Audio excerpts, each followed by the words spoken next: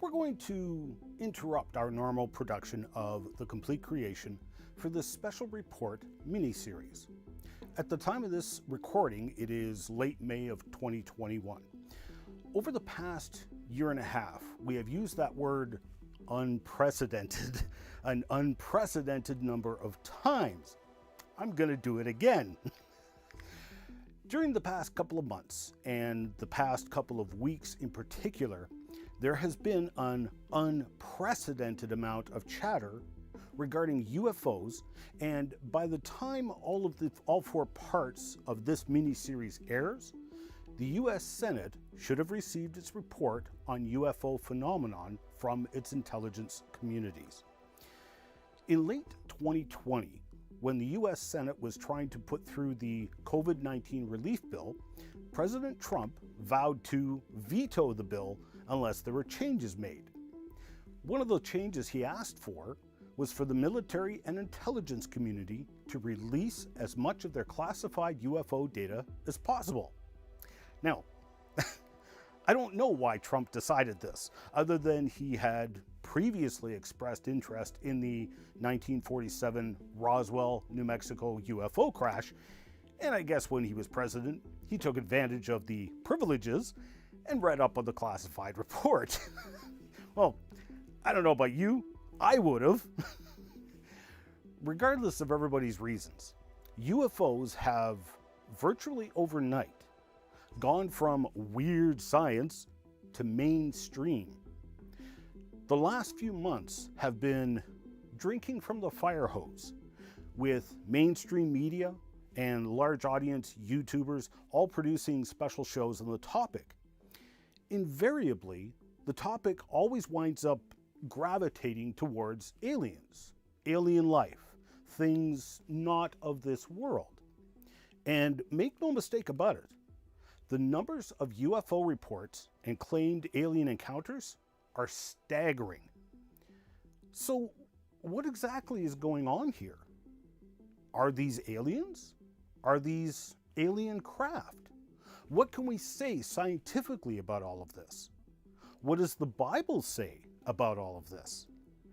This is part one of this mini-series, a Genesis Week special report.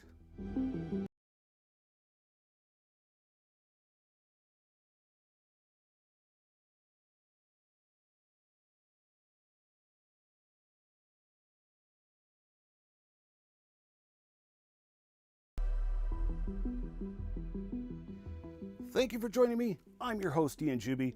If you've been watching the Complete Creation series, this mini-series is included as bonus DVDs. I was going to touch on this topic in this series anyway, but unprecedented events call for unprecedented action. My interests in the topic have been multifaceted. My scientific curiosity with UFO sightings and black tech or classified technologies, my own first-hand research into alleged anti-gravity and alternative propulsion systems, my own personal investigations into the disturbing alien abduction phenomenon, the surprising connections to the creation evolution topic, which of course I've spent decades researching and speaking on that topic. Multiple surveys have been conducted over the past several decades, and you will notice a rise in reports of UFO and alien encounters. But the poll results have been both surprising and consistent. The organization formerly known as Ufology Research of Manitoba is now the Canadian UFO Survey, cataloging UFO reports since 1989.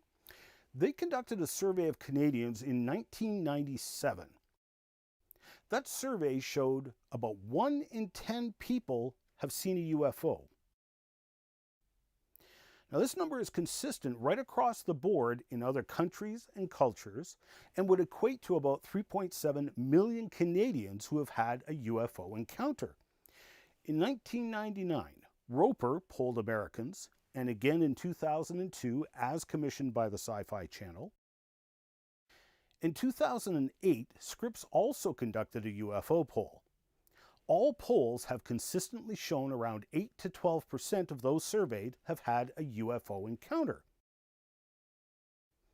All polls also showed that about 94% of respondents said they'd hop on the first UFO available to get off planet Earth. Oh yeah, I made that part up. But we all know it's true. But there's a subtle and far more disturbing statistic buried in these polls. Consistently, over the years, polls have shown that between 2 and 3% of those surveyed believe they have had an encounter with extraterrestrial life. Aliens. Almost all of those people were subjected to the horrible and traumatizing alien abduction experience. And it usually doesn't happen just once. Almost always, the alleged aliens come back and do it over and over again. 2 to 3%, that's a staggering average of 1 in 40. So go ask 40 random people you know. And statistically speaking, at least one of them has been abducted by an alien.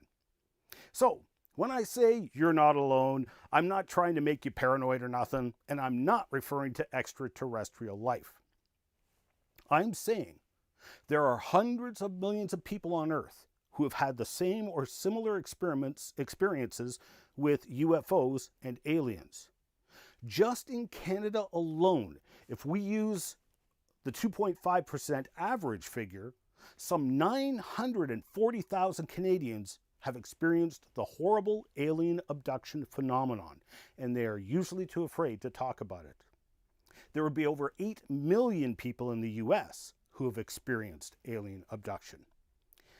The alien abduction aspect is especially dark and disturbing, and on that note, viewer discretion is advised. We will be discussing adult-oriented materials not suitable for younger viewers, and frankly, even some adult viewers will find it disturbing. So, viewer discretion is advised. The Mutual UFO Network, or MUFON for short, is an international organization established in 1969 devoted to the scientific study of UFOs for the benefit of humanity. The group is composed of a global network of researchers who investigate UFO sightings. They actually release a monthly database of these events. Now, the United States always tops the list of events, typically with 300 to 600 UFO reports per month. For the month of April 2021, they had 381 reports they had investigated just in the United States. But notice this little tagline they threw in at the bottom of their monthly report. Most impressively, there were 9 landings, hovering, or takeoffs reported, and 19 entities observed. Entities? And these were all typical monthly statistics. It's been like this for decades. Here's the May 2020 report. Most impressively, there were 26 landings, hovering, or takeoffs, and 34 entities observed. Now, during the pandemic, the numbers of UFO reports has gone down because people are outside less. But this past month, May of 2021, saw 751 reports come in from the US and 56 from Canada. And most impressively, there were 30 landings, hovering, or takeoffs reported, and 22 entities observed. Now, I know what you're thinking. Juby, this entire Complete Creation series, the Genesis Week TV show, it's all on the topic of creation and evolution. Why are you diving into a wacky topic like UFOs and aliens? Well, actually, though it may not be immediately evident, this entire topic is firmly rooted in the creation-evolution debate. Furthermore, I have been nothing less than floored by the sheer volume of reports and events that have literally gone mainstream the past few months. Not just the volume of reports, but who is giving the reports. The military, the intelligence community, science and tech gurus on YouTube, and even YouTubers who typically only deal in political commentary. Ron Watkins, whom we all affectionately know as Code Monkey Z, just released a website modeled after WikiLeaks, where he hopes that those with insider information into UFO technology will leak classified data. All of these events prompted me to revisit the topic and make this mini-series. So back in 2010, I gave a lecture on the topic, which was produced on DVD, entitled Genesis and Aliens. I produced that video because at that time, I was on the road in full-time creation science ministry. I would travel all over North America with my portable museum, speaking on the topic of creation and evolution. I would always have questions and answers after every lecture, and I watched over the years as the number one question that came up was, what about aliens? What about life on other planets? What about UFOs? What pushed me over the edge was when I was speaking for Teen Week at the Ross Haven Bible Camp in Alberta. In the space of 2 days, I had about 8 different people privately ask me about aliens, life on other planets, etc. Even children at schools and Bible camps were asking these questions. So it was obvious this was a topic heavily on the minds of the public. And this was all before the time of History Channel's hit TV series Ancient Aliens. One of their number one shows, and now running for 16 seasons. Now, love them or leave them, one cannot deny that the hit series has made an impact on pop culture and promoting the ideas of aliens to the general public, with millions of faithful viewers. And you gotta admit, they simultaneously graced us with some pretty epic memes. Now, in my hour-and-a-half lecture, I actually skipped over the topic of UFOs almost entirely because the focus was on the alien abduction phenomenon. But now this year, there has been probably dozens of Freedom of Information Act requests filed and granted on UFOs. And the mainstream media has been airing loads of interviews with military personnel about UFOs. For example, the decades-running CBS TV show, 60 Minutes, just last week aired an episode where they interviewed former military personnel about their encounters with UFOs, which the military and intelligence community are now calling UAPs, for unidentified aerial phenomenon. They're trying to get away from the historical stigma associated with UFOs, right? The descriptions of what they saw are nothing less than stunning. 2 F-18 pilots gave their first-hand testimony on their now declassified UFO encounter, described as a tic-tac-shaped drone about the size of their own aircraft, so quite large. But this tic-tac drone moved in impossible ways. These drones were being tracked for weeks by a nearby ship's radar. And when the targets once again appeared on radar while the aircraft were up for a training mission, the pilots were then sent to investigate. Notice this was multiple sensors: radar, infrared cameras, and of course the eyes of 4 individuals on board the 2 aircraft. The UFO was first spotted on radar at about 80,000 feet altitude and descended to sea level in about 1 second. Now, I did the maths. 80,000 feet is about 15 miles. 15 miles per second? That works out to over 54,000 miles an hour, or 86,400 kilometers an hour. By comparison, the lowly International Space Station maintains its orbit going a measly 27,575 kilometers an hour in the vacuum of space. We all saw what happened to the Space Shuttle Columbia upon re-entering the very thin upper atmosphere at 16,700 miles per hour. But these tic-tac shaped drones were apparently flying more than 3 times that hypersonic speed through sea level atmosphere. But Commander Fravor first spoke publicly about this incident in 2017 on Tucker Carlson Tonight on the Fox News network. Notice that Commander Fravor said exactly what so many people are inclined to say. At that time, Fravor said that the tic-tac drone was not from this world. You'll also please notice the entire incident itself happened in 2004, almost 17 years ago. Think about that for a second. Where were you 17 years ago? What technology were you familiar with back then?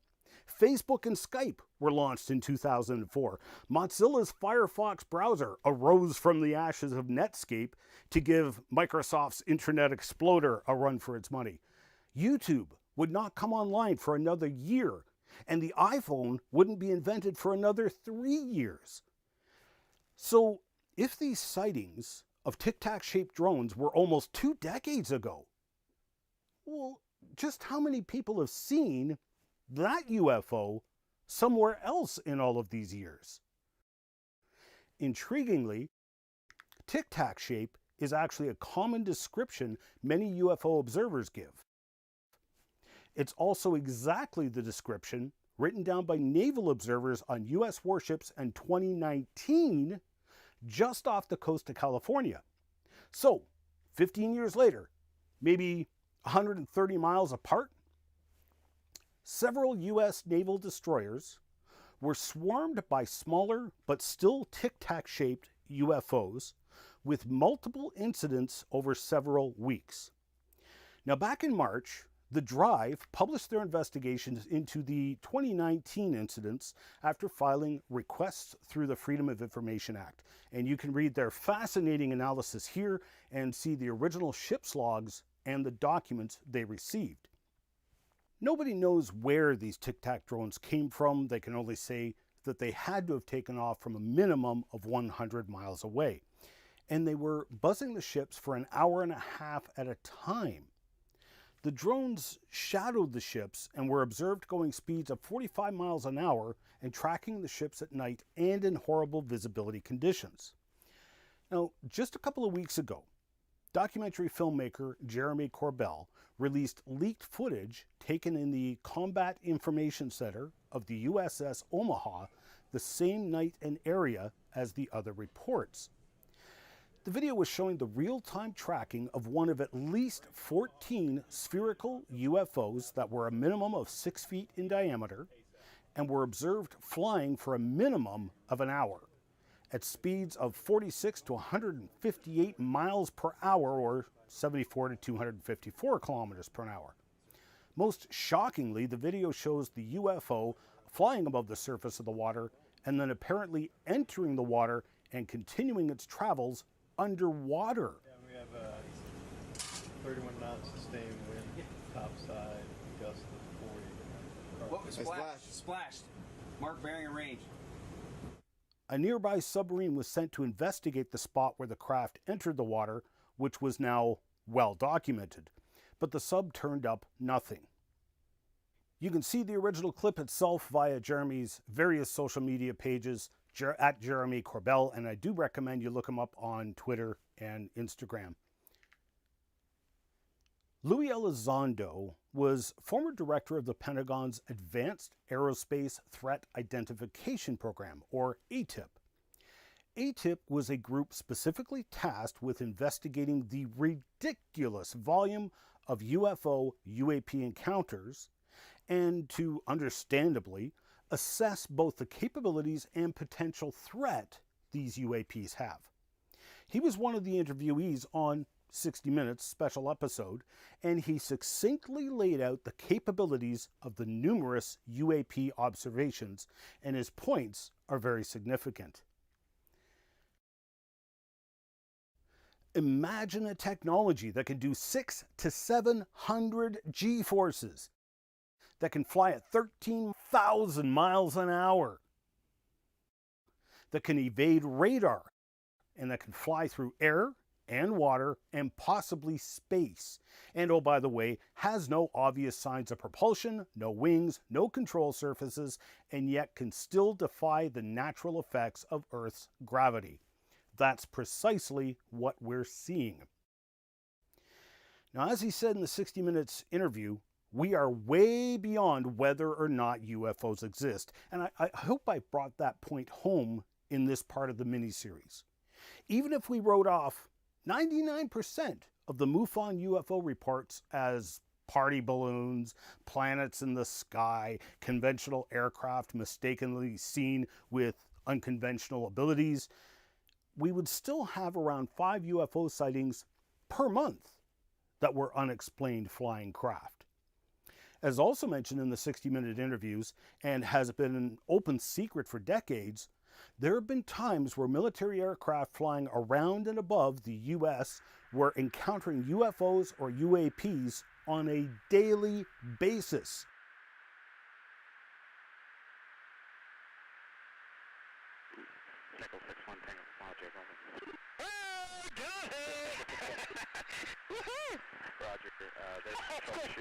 Getting photographs, hood and gun camera footage, radar tracks, etc. No, I took an auto track. Oh, okay. Oh my gosh, dude. Wow, look at it fly. But the capabilities of some of these UFOs would seem to defy physics as we know it. In a Fox News interview on March 22nd of this year, former Director of National Intelligence John Ratcliffe mentioned about the UAP capabilities in passing. Movements that are hard to replicate, that we don't have the technology for, or traveling at speeds that exceed the sound barrier without a sonic boom. This would tie in with the 2004 Tic Tac UFO observations, where apparently the craft was able to fly at hypersonic speeds in sea-level atmosphere without burning up.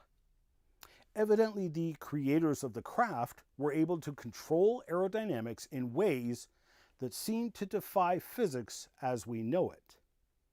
We are now pushing the boundaries of the supernatural realm. In fact, Mr. Alessandro eventually resigned from ATIP because of all the pushback he was getting at the Pentagon to stop his investigation into these UAPs. In a recent interview he had with Stephen Greenstreet on the New York Post's The Basement Office show, Lou told of an encounter with a senior officer at the Pentagon for whom he had much respect. This unnamed officer told him flat out that these UAPs are demonic and we shouldn't be pursuing them. Alessandro admitted he was religious, but shared his convictions on how investigation into UAPs should be continued, even if it turns out they are simply demonic manifestations, because what if they aren't? What if the majority were simply demonic and only a few of these encounters were from another nation state or even extraterrestrial technology? I mean, take a look at where all of these UAP encounters were taking place. All in one little square off the coast of California. Obviously, the drones didn't come from the US, and most likely not Mexico. Now, I wouldn't put anything past those sneaky Canadians, but again, it's unlikely they came from there. The investigations by the US Navy pretty much ruled out any nearby ships, so just where did they come from? They were an awful long way away from anywhere. I mean, if you were a nation state called, say, West Taiwan, that was notoriously secret, had incredible human resources and technology, and a reputation for not caring too much about human and environmental safety, and you wanted to test the defenses of, say, the United States with your fancy new super tech aircraft, wouldn't you pick the shortest path to the US? Notice where all the reports I cited are centered, right off the coast of California. Now, I might be wrong, I might be, but I have my suspicions about the origin of these UAPs. The whole point of ATIP was to assess the threat. And even if a couple of these UAP encounters are technology from another nation state, how are these astonishing capabilities not a threat to U.S. national security? The 2004 Tic Tac observations clearly show that this very large craft can go anywhere in the world they would like, and do it so fast that any nation would be hard-pressed to even detect the incoming attack, let alone launch a response. In the next part of this mini-series, we'll examine the possibilities before us, approaching it all from a scientific perspective. Is it incredible nation-state super technology that we're seeing? Is it extraterrestrials? Or is that one Pentagon officer right and they're all just demonic manifestations? How would we know, and why should we care? The people who have claimed to have had direct encounters with aliens, what light can their testimonies shed on the UFO phenomenon? And because we're very possibly looking at supernatural events, we'll examine it all from the biblical perspective as well. I hope you'll join me in the next episode.